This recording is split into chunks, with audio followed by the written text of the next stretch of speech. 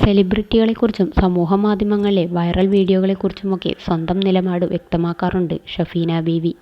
YouTube ചാനലിലൂടെയായി ഷഫീനയും മറ്റുള്ളവർക്ക് പരിചിതയാണ്. രേണു സുധിയെക്കുറിച്ചുള്ള അഭിപ്രായം വൻ ചർച്ചയായിരുന്നു.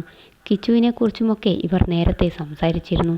ഇപ്പോഴിതാ വ്ളോഗറായ ഗ്ലാമി ഗംഗയെക്കുറിച്ചുള്ള വീഡിയോയുമായാണ് ഷഫീന എത്തിയിട്ടുള്ളത്. അടുത്തിടെയായിരുന്നു ഗംഗ വിവാഹിതയായത്. അടുത്ത സുഹൃത്തായ അപ്പുവായിരുന്നു ഗംഗയെ വിവാഹം ചെയ്തത്. നേരത്തെ വിവാഹിതനായിരുന്ന അപ്പുവിന് ഒരു മകനുണ്ട്. ഈ രണ്ടാം കെട്ടുകാരനെയേ നിനക്ക് കിട്ടിയുള്ളൂ എന്നായിരുന്നു ആളുകൾ ഗംഗയോട് ചോദിച്ചത്. ഗുരുവായൂരിൽ വെച്ചായിരുന്നു ഇവരുടെ വിവാഹം. കല്യാണം കഴിക്കാൻ തീരുമാനിച്ചതു മുതൽ എല്ലാ വിശേഷങ്ങളും ഗംഗ വീഡിയോയിലൂടെയായി പങ്കിട്ടിട്ടുണ്ടായിരുന്നു.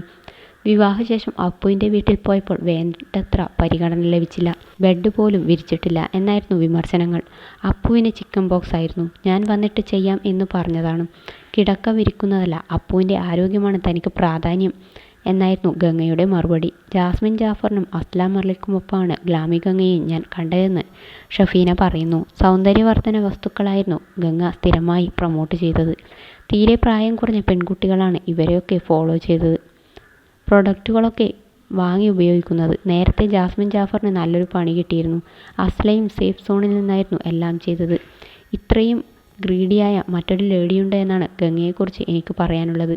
ബിഗ് ബോസിൻ്റെ കാര്യം വന്നപ്പോൾ ജാസ്മിൻ നൈസായി അസ്ലയെ കൈയൊഴിഞ്ഞു. ഗ്ലാമി ആ ടൈമിൽ സ്റ്റെപ്പ് ബാക്ക് ചെയ്തു. ഈ കാണുന്നതേയുള്ളൂ ഗംഗ. അവർ ബിഗ് ബോസിൽ പോകണം യഥാർത്ഥ ക്യാരക്ടർ അറിയാൻ. ഒരു മാസം മുൻപേ ഇയാളുമായുള്ള വീഡിയോ ചെയ്തിട്ടുണ്ട്. മുഴുക്കെ നുണകളാണ് അതിൽ പറയുന്നത്. വീഡിയോകളൊക്കെ വെച്ച് നോക്കിയാൽ തന്നെ അത് മനസ്സിലാക്കാം. തൻ്റെ വിവാഹത്തെക്കുറിച്ചും ഡിവോഴ്സിനെക്കുറിച്ചും അപ്പു സംസാരിക്കുമ്പോൾ അയാളെ മുഴുവനാക്കാൻ ഗംഗ അനുവദിക്കുന്നില്ല.